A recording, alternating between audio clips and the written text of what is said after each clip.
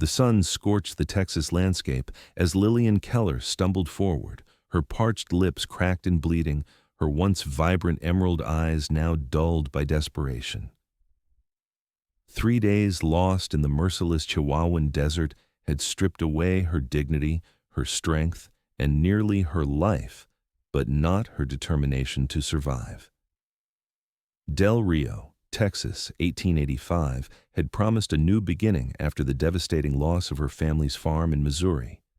Instead, the stagecoach robbery had left her abandoned in this hellscape with nothing but the tattered remains of her blue calico dress and dwindling hope. Lillian's knees buckled. The horizon warped and twisted before her eyes as she collapsed onto the burning sand. This was it, she realized. This was how she would die alone, forgotten, with dreams unfulfilled. As consciousness began to slip away, the rhythmic pounding of hooves penetrated the haze of her delirium. A shadow fell across her face. Through swollen eyelids, she glimpsed the silhouette of a man against the blinding sky. His voice seemed to come from miles away. "Good Lord, miss, what happened to you?" She couldn't answer. Her tongue felt like sandpaper against the roof of her mouth. Rough hands, gentle in their urgency, lifted her head. "You're alive, barely. Here." Something cool pressed against her lips. Water, the most precious gift imaginable. One drop, then another, life itself flowing back into her withered form. "That's all I've got," the voice said, tinged with regret. "But we'll get you more. Just hold on." Lillian tried to thank him, but darkness claimed her before she could form the words. When she awoke, it was to the gentle rocking of a horse beneath her and strong arms holding her secure. The stranger's chest was pressed against her back, his breathing steady and reassuring. "Where?" she managed to croak. "You're safe now, madam," came the reply, his voice deep and steady like the beat of a drum. "Name's Bryce Vaughn. Taking you to my ranch about 2 miles east of here. Got plenty of water there." Lillian wanted to respond, but exhaustion pulled her back into unconsciousness. The next time she opened her eyes, she was lying on a simple bed in a modest cabin. A cool cloth rested on her forehead, and the faint scent of beef stew wafted through the air. Lillian tried to sit up but found herself too weak. "Easy there," said that same voice from before. Bryce Vaughn stepped into her field of vision, a tall man with sun-weathered skin and kind brown eyes that stood out against his rugged features. A short beard framed a jawline that looked as if it had been carved from stone. "You've been through quite an ordeal." He helped her sit up and brought a cup of water to her lips. This time, she could drink properly, savoring each precious swallow. "Thank you," Lillian whispered when she'd had her fill. "You saved my life." Bryce shrugged, looking slightly uncomfortable with the praise. Any decent person would have done the same. "Not everyone would give their last drop of water to a stranger," she countered. A ghost of a smile crossed his face. "Well, I couldn't just leave you there." Over the next few days, Lillian regained her strength under Bryce's care. She learned he was a cattle rancher who had lost his wife to cholera 3 years prior. He lived alone on his modest spread with only his horses, cattle, and a loyal dog named Rusty for company. Lillian shared her own story, how her parents had died within months of each other, leaving their Missouri farm drowning in debt. She had sold everything to buy passage to Del Rio, where her mother's cousin supposedly lived. "Abigail Thornton?" Bryce asked, recognition lighting his eyes. "I know her. She's got a millinery shop in town. Good woman." Relief washed over Lillian. "She's still there? I was beginning to fear I'd come all this way for nothing." "She's there all right," Bryce confirmed. "But you're not going anywhere until you're properly recovered. That's at least another week." Lillian wanted to protest, but knew he was right. She could barely walk across the cabin without feeling dizzy. As days passed, Lillian began to notice things about her rescuer. The way he spoke softly to his horses, how he always checked his gun before stepping outside, a habit born from years on the frontier. The sadness that sometimes shadowed his eyes when he thought she wasn't looking. On her 5th day at the ranch, Lillian insisted on helping with chores. Bryce reluctantly agreed to let her feed the chickens and gather eggs. The simple task left her winded, but it felt good to be useful again. That evening, as they sat on his porch watching the sunset paint the desert in shades of fire, Lillian found herself studying Bryce's profile. "Why did you really save me?" she asked suddenly. Bryce turned to her, surprise evident in his expression. "What do you mean? You could have just given me water and ridden for help. Instead, you brought me here, nursed me back to health. Why go to such trouble for a stranger?" He was quiet for a long moment, his gaze returning to the horizon. 3 years ago, my wife Margaret got sick fast. By the time I got her to the doctor in town, it was too late. I've always wondered if I'd moved quicker, gotten help sooner. He sighed deeply. When I found you, I knew I couldn't live with myself if I didn't do everything possible to save you. Lillian's heart ached for him. "I'm sorry about your wife." Bryce nodded, his eyes reflecting the dying light. "Life out here is harsh. Makes you value the good things when they come along." His words hung in the air between them, loaded with meaning neither was ready to acknowledge. The next morning, Lillian woke to the sound of horses and men's voices. She stepped onto the porch to find Bryce speaking with 3 riders, all armed and wearing expressions of concern. "There she is," said one of the men, tipping his hat to Lillian. "Madam, your cousin's been worried sick. The stagecoach driver made it to town 3 days late with news of the robbery and said a young woman passenger had gone missing." Abigail had organized a search party that had been combing the desert for days. "I need to go to her," Lillian said, turning to Bryce. "She must be beside herself with worry." Something flickered in Bryce's eyes, disappointment, perhaps, but he nodded. "Of course. I'll saddle my horse and take you to town." The ride to Del Rio was quiet, with Lillian seated behind Bryce, her arms wrapped around his waist for balance. She found herself memorizing the feel of him, the scent of leather and soap that clung to his shirt, knowing their time together was coming to an end. Abigail Thornton's tearful welcome and effusive thanks to Bryce left Lillian feeling both loved and strangely bereft. As Bryce prepared to leave, Lillian walked him to his horse. "I don't know how to thank you," she said softly. "No need," he replied, adjusting his saddle. "Just glad you're where you belong now." "Will I see you again?" The question escaped before she could think better of it. Bryce paused, then offered a small smile. "I come to town for supplies every couple of weeks."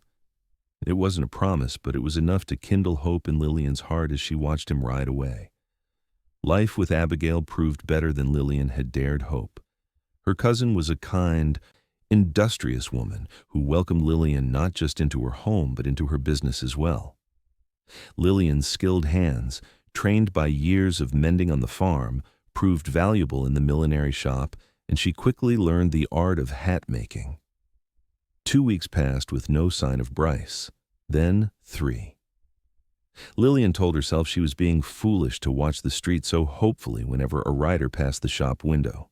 After all, what claim did she have on a man who had simply done his Christian duty? Nearly a month after her arrival in Del Rio, the shop bell jingled, and Lillian looked up from the feather she was stitching to a hat brim. Her heart skipped when she saw Bryce standing awkwardly in the doorway, looking cleaner and more polished than she'd seen him before. "Mr. Vaughn," she said, rising from her stool. "What a pleasant surprise." "Miss Keller." He removed his hat, revealing hair that had been recently trimmed. "I was hoping I might find you here." Abigail, ever perceptive, announced she needed to visit the mercantile and bustled out, leaving them alone in the shop. "I apologize for not coming sooner," Bryce said once they were alone. "Had a situation with rustlers that needed sorting out." "No apology necessary," Lillian assured him. "You have your responsibilities." Bryce shifted his weight, uncharacteristically nervous. "I was wondering if you might allow me to escort you to the social this Saturday. They hold one every month at the town hall." Joy bloomed in Lillian's chest, but she tempered it with caution. "I'd like that very much, Mr. Vaughn." "Bryce," he corrected gently. "After all we've been through, I think we can dispense with formalities." "Bryce," she agreed, liking the way his name felt on her tongue. "And I'm Lillian." The Saturday social marked the beginning of Bryce's regular visits to town. Every week he would ride in, sometimes with legitimate business, other times with transparently flimsy excuses that made Abigail hide her smiles behind her hand. Lillian found herself falling for this quiet, honorable man who spoke little but whose actions revealed his character. The way he helped the widow Peterson repair her leaking roof without being asked, how he stood up to the saloon owner who was mistreating a young Mexican stable boy, the gentle way he handled the most skittish horses. 3 months after her arrival in Del Rio, Bryce invited Lillian to ride out to his ranch for a Sunday dinner. Abigail, playing chaperone, accompanied them, but tactfully busied herself with a book on the porch, while Bryce showed Lillian the improvements he'd made to the property. "I've added a room," he said, pointing to the new construction on the side of the cabin, "and fixed up the garden plot that's been lying fallow since he didn't need to finish." "It's lovely," Lillian said, genuinely impressed with how he'd transformed the bachelor quarters she remembered into something more homey. Fresh curtains hung in the windows, and the inside was spotlessly clean. After a dinner of roast chicken and vegetables from Bryce's newly revitalized garden, they sat on the porch watching the sunset, just as they had that evening months ago. "I've been thinking a lot about that day I found you," Bryce said suddenly. "How different my life would be if I'd taken another trail that morning." Lillian looked at him, her heart quickening. "I think about it too. How close I came to never knowing you." Bryce turned to her, his expression serious. "Lillian, I'm not a man of fancy words, but I want you to know that these past months have been the happiest I've known in years." "For me as well," she replied softly. "I know it might be too soon, and I'll understand if you need time, but—" He reached into his pocket and pulled out a small carved wooden box. Opening it, revealed a simple gold band with a small pearl. "This was my mother's. I'd be honored if you'd consider becoming my wife." Tears welled in Lillian's eyes. "Are you certain? You barely know me." "I know everything I need to know," he said firmly. "I know you're brave and strong. Kind to everyone, even old Mrs. Gunderson who complains about every hat you make her. You laugh at my poor jokes, and you've brought light back into my life when I thought it was gone forever." Lillian reached out and touched his weathered cheek. "Yes, Bryce Vaughn, I will marry you." The look of joy that transformed his face was something Lillian knew she would remember for the rest of her days. They were married in October, with the desert in bloom after rare autumn rains. Abigail hosted the ceremony in the garden behind her house, and it seemed the entire town turned out to witness the union of the quiet rancher and the milliner's niece who had survived against all odds. Sheriff Thomas Reed, who had been part of the search party that found Lillian at Bryce's ranch, served as best man. Abigail stood proudly as Lillian's matron of honor. Even Mrs. Gunderson attended, wearing a specially made hat that for once elicited no complaints. As Lillian and Bryce exchanged vows, she thought of that desperate day in the desert, how close she had come to death, and how this man before her had given her not just water, but a second chance at life and love. Their first months of marriage were a time of adjustment and discovery. Lillian learned to manage a ranch household, while Bryce grew accustomed to having someone to talk with over meals and beside him at night. They established rhythms and routines that bound them together. Early morning coffee on the porch, Bryce's goodbye kiss before he rode out to check the cattle, reading to each other by lamplight in the evenings. Winter came to the desert, bringing cooler temperatures but little snow. Bryce expanded his herd, using the money Lillian had saved from her work at the millinery shop to purchase additional breeding stock. Lillian, meanwhile, continued to make hats in a small workshop Bryce built for her at the ranch, selling them when they traveled to town. Their love deepened with each passing day, growing from the initial spark of attraction into something more substantial. They discovered each other's flaws, Bryce's occasional stubborn silences when troubled, Lillian's tendency to push herself too hard, and learned to navigate them with patience and understanding. In late January, a freak winter storm brought freezing rain that threatened the cattle. Bryce and 2 hired hands worked through the night to move the herd to sheltered ground.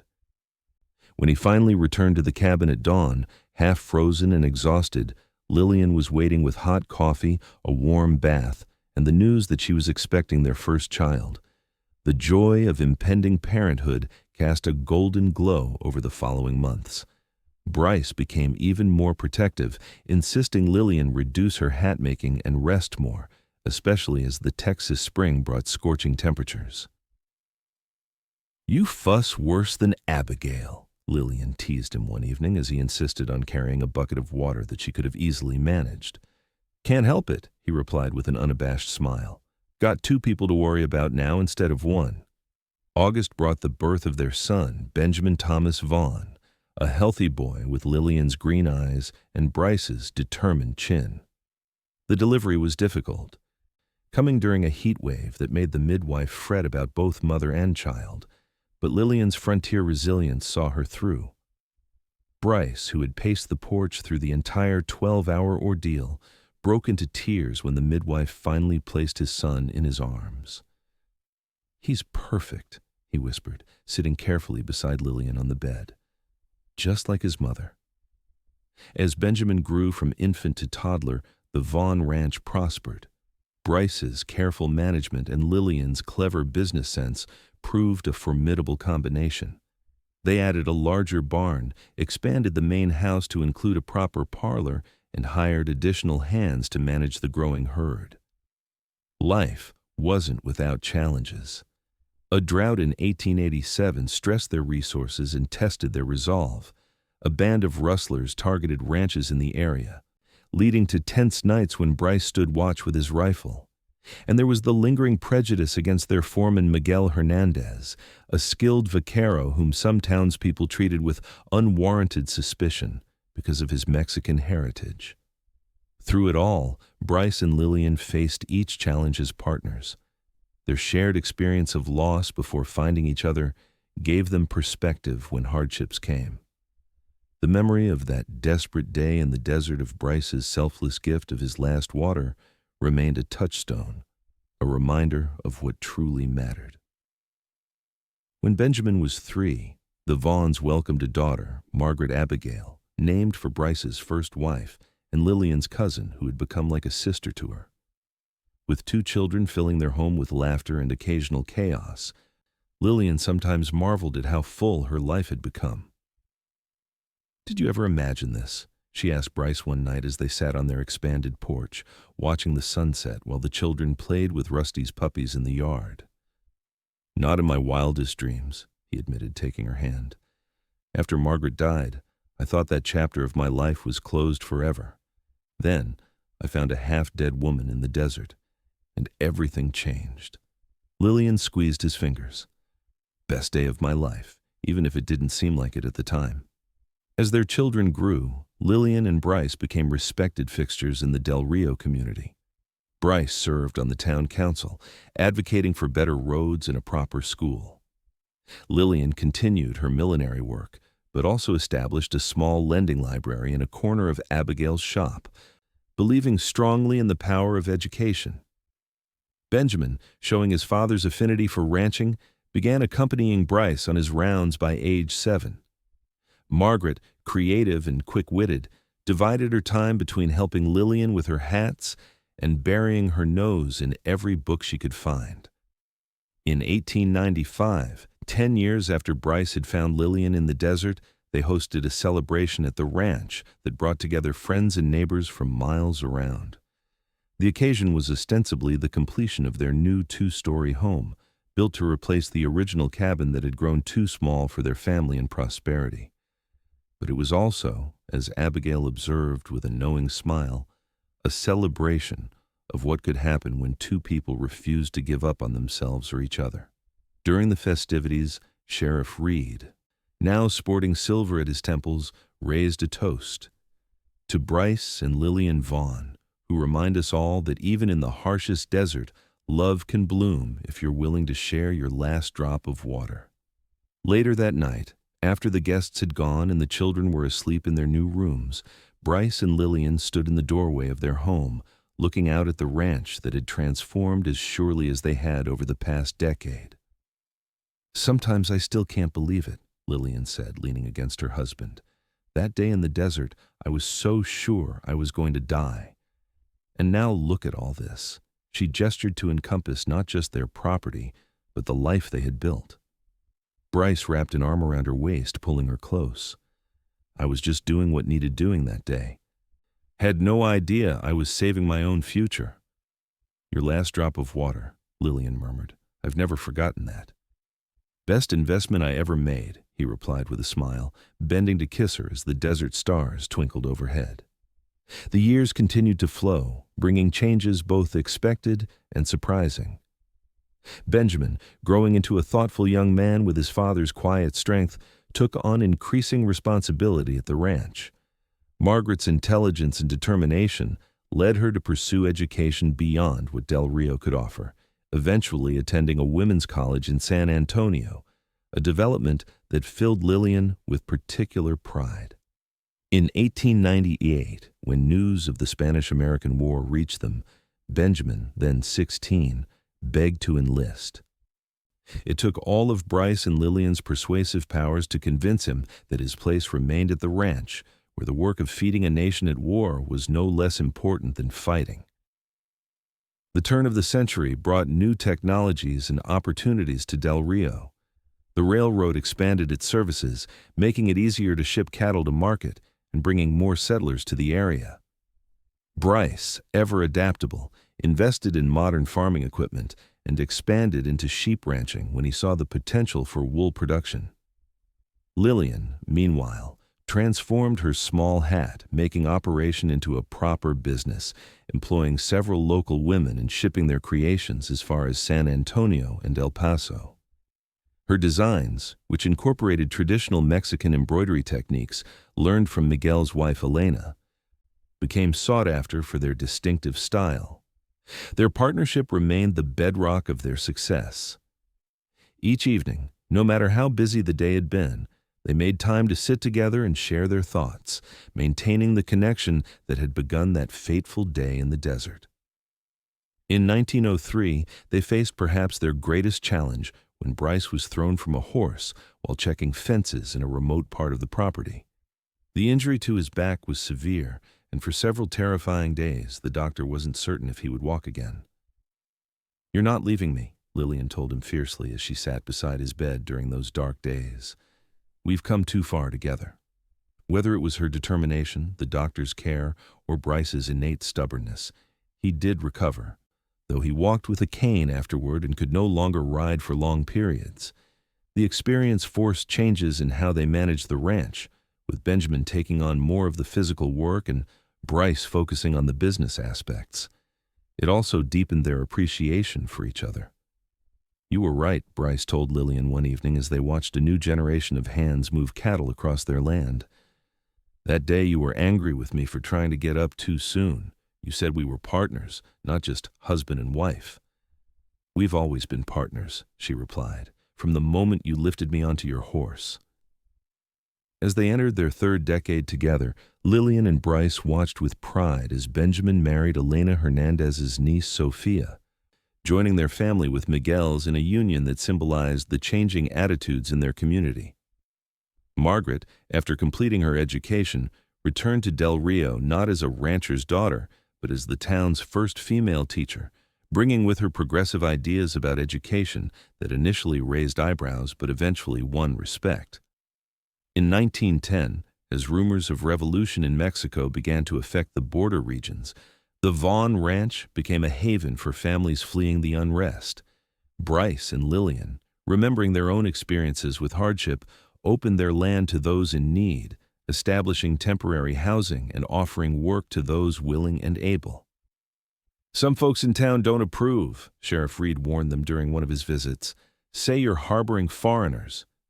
"They're people in need," Lillian replied firmly. "Just as I was once. Anyone who forgets that isn't welcome on our property."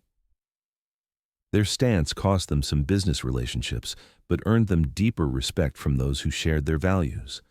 More importantly, it reinforced for their children and grandchildren the principles upon which their life together had been built. Benjamin and Sophia blessed them with 3 grandchildren, Elena, James, and Luis, while Margaret's marriage to the town doctor's son, Robert Fleming, added two more, Sarah and William.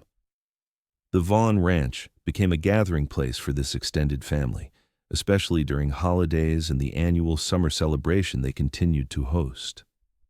In 1915, 30 years after their first meeting, Bryce surprised Lillian with a journey not just to San Antonio or El Paso, but all the way to St. Louis for the World's Fair. It was the farthest either of them had traveled in decades, and the experience of seeing the technological marvels and meeting people from across the nation reinvigorated them both. "The world is changing so fast," Lillian marveled as they watched an exhibition of flying machines. "Sometimes I wonder if there's still a place for people like us." "There will always be a place for people who know what matters," Bryce replied, his hand warm around hers. "Who understand the value of giving your last drop to someone in need." Upon their return to Del Rio, they found their community changing as well.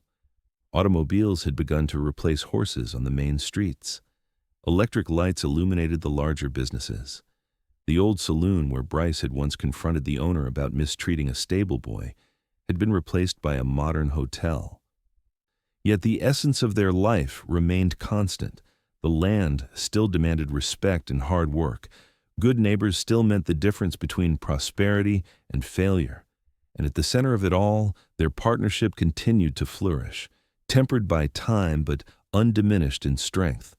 As they entered their 60s, Lillian and Bryce began to step back from the daily operations of the ranch and the millinery business, allowing Benjamin and Margaret to assume more leadership. This transition wasn't without friction. Benjamin had ideas about modernizing the ranching operation that sometimes clashed with his father's traditional approaches, while Margaret's vision for expanding the millinery into a full department store struck Lillian as overly ambitious. "They need to make their own way," Bryce reminded Lillian after a particularly heated discussion about installing telephones in the ranch buildings. "Just as we did." "I know you're right," Lillian sighed. "It's just hard to watch them possibly make mistakes." "We made our share," he pointed out with a wry smile. "Turned out all right in the end." The wisdom of their approach became apparent as both children successfully navigated the changing economic landscape of the 1920s. Benjamin's introduction of modern breeding techniques and Margaret's expansion into ready-to-wear clothing positioned the family businesses well for the future. In 1925, as their 40th anniversary approached, Lillian fell ill with a respiratory infection that developed into pneumonia. For weeks, she hovered between life and death, with Bryce rarely leaving her bedside. "Don't you dare leave me now," he told her during one particularly bad night, his voice rough with emotion. "Remember what you told me after my accident? We've come too far together." Lillian recovered, though the illness left her more frail than before. The experience prompted them to formalize their succession plans, ensuring that both the ranch and the store would transition smoothly to the next generation when the time came. It also led them to compile their stories for their grandchildren, recording the history of their meeting and the building of their life together. Lillian, whose hands were no longer steady enough for the fine work of millinery, discovered a talent for writing that surprised them both. "You should have been a novelist," Bryce teased as he read her vivid description of her days lost in the desert. "I didn't need to write stories," she replied. "I was too busy living one." In the spring of 1930, as economic troubles began to spread across the nation, Bryce and Lillian celebrated their 45th anniversary with a gathering that brought together 4 generations of their family. Great-grandchildren now played in the yard where Benjamin and Margaret had once chased Rusty's puppies. The original cabin, preserved as a reminder of their beginnings, stood in the shadow of the main house, which had been expanded several times over the decades. During the celebration, Benjamin raised a toast that echoed Sheriff Reed's words from years before. "To my parents, who taught us all that life's greatest blessings often come disguised as its greatest challenges, and that sometimes all it takes to change a life is one drop of water offered in kindness." Later, As the evening cooled and the younger family members continued their celebrations, Bryce and Lillian slipped away to their favorite spot on the porch. 45 years, Bryce mused, his voice softer now, but still carrying the same steadiness Lillian had first heard in the desert. If someone had told me that day what would come of finding you, I'd never have believed it. Lillian reached for his hand, her fingers fitting into his as perfectly as they always had. It's been quite a journey from that day to this. Any regrets? He asked, a question he posed every anniversary, and as she always did, Lillian shook her head. Not one. Every hardship, every joy, every moment brought us here. How could I regret any of it? They sat in comfortable silence, watching the desert sunset paint the sky in shades of fire and gold, just as it had on that first evening she had spent on his porch. So much had changed since then, the ranch, the town, themselves, yet the essential truth of their connection remained unaltered. You know, Bryce said after a while, I've been thinking about that water. What water? The last drop I gave you in the desert. Everyone makes so much of it, but the truth is, it wasn't such a sacrifice. Lillian looked at him with surprise. You saved my life with that water. Maybe, he acknowledged, but what I got in return. He gestured toward the sprawling ranch, the family gathered within earshot, the life they had built together. I'd say I came out ahead in that bargain. Lillian laughed, the sound as warm and genuine as it had been when she was a young woman. When you put it that way, perhaps I should have haggled for more than just water. Bryce's eyes crinkled with amusement. Too late now, Mrs. Vaughn. Deal's done. So it is, she agreed, leaning against his shoulder as the first stars appeared in the darkening sky. So it is. As the Great Depression tightened its grip on the nation, the foundations Lillian and Bryce had established enabled their family to weather the economic storm better than most. The diversity of their enterprises, cattle, sheep, the store in town provided stability, even as banks failed and businesses closed. True to their nature, they extended help to neighbors struggling through the hard times. The Vaughn Ranch became known as a place where no hungry person was turned away, where work could be found for those willing to put in the effort, regardless of background. Your parents are saints, Sheriff Reed's successor told Benjamin during a particularly difficult period when tensions in town were running high. Don't know what this community would do without them. Benjamin shook his head. Not saints, he corrected. Just people who understand what it means to be at the end of your rope, and what a difference one hand reaching out can make.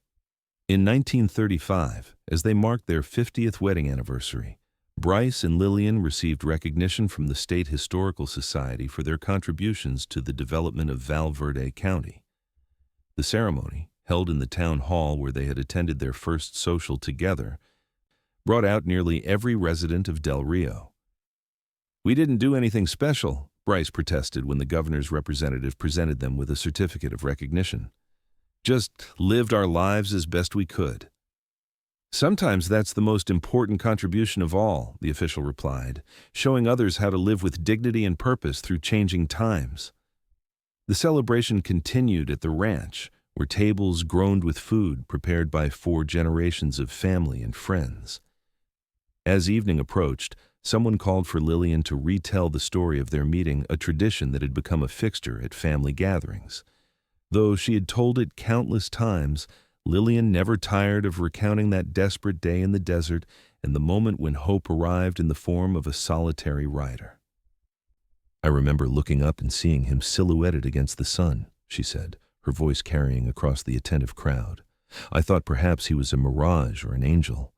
I wasn't entirely wrong about the latter. Appreciative laughter rippled through the gathering. He lifted my head and gave me his last drop of water, she continued, reaching for Bryce's hand as she always did at this point in the story. Just 1 drop, but it was enough. Enough to keep me alive until he could get me to safety. Enough to begin everything that came after. As she spoke, Lillian gazed at the faces around her children, grandchildren, great-grandchildren, friends who had become family over the decades. All of them existed, in some sense, because of that one moment of kindness in the desert. I've often thought about what would have happened if Bryce had taken a different trail that day, she concluded, or if I had wandered in another direction. How easily we might have missed each other. It reminds me that even our smallest choices can lead to our greatest blessings. The years that followed brought both joy and sorrow. They mourned friends who passed: Abigail, Sheriff Reed, Miguel Hernandez. They celebrated new births and marriages that expanded their family further. Through it all, their partnership remained unshakable, each compensating for the other's increasing limitations as age took its toll. In 1940, as war clouds gathered over Europe and tensions with Japan increased, their grandchildren and even some great-grandchildren began to enlist. The Vaughn Ranch once again adjusted to serve the nation's needs, increasing production and sending care packages to family members serving overseas. Bryce, now 80, had to use a wheelchair most days, his old injury compounded by the effects of age. Yet his mind remained sharp, and he continued to offer counsel to Benjamin and the younger generation managing the ranch operations. Lillian, whose health had been more robust since recovering from her bout with pneumonia, took on the role of family historian, ensuring that letters from those serving were preserved and that the youngest children knew the stories of their heritage. On a crisp October morning in 1942, Bryce and Lillian sat on their porch watching the sun rise over the land they had tended for nearly 6 decades. At 87 and 82 respectively, they had lived to see changes neither could have imagined when they first met: automobiles replacing horses, airplanes crossing the skies, radio bringing the world's news into their living room. "Do you remember what you thought when you first saw me in the desert?" Lillian asked, a question she had posed many times over the years. "I remember thinking you were the stubbornest person I'd ever seen," Bryce replied with a fond smile. "Most people would have given up days earlier. But there you were, still pushing forward even when there was no hope in sight." "There was always hope," Lillian corrected him gently. "I just didn't know it was riding toward me." They sat in comfortable silence, hands clasped as they had been countless times before, watching the sunlight spread across the land that had been both their challenge and their reward. "No regrets?" Bryce asked, continuing their anniversary tradition, though their actual anniversary was still weeks away. "Not one," Lillian assured him, squeezing his fingers. "Every step led us here. Every moment was a gift." 3 days later, Bryce Vaughn passed peacefully in his sleep, his hand still holding Lillian's, as they had slept side by side for 57 years. The funeral was the largest Del Rio had ever seen, with ranchers, business people, and ordinary citizens coming from miles around to pay their respects to the man who had helped shape the community through decades of change. As was tradition for the family, Benjamin asked his mother if she wanted to share any memories at the service. Though grief had carved new lines in her face, Lillian stood straight as she addressed the gathered mourners. "Bryce and I always understood that what we built together was stronger than either of us alone," she said, her voice steady despite her sorrow. "He gave me his last drop of water when I was dying in the desert. I gave him my heart and my hand when he asked for them. Everything else, this ranch, our family, our place in this community, grew from that exchange." She paused, looking out at the faces of those whose lives had been touched by her husband. Bryce believed that the measure of a life well lived was not in what you accumulated, but in what you gave away.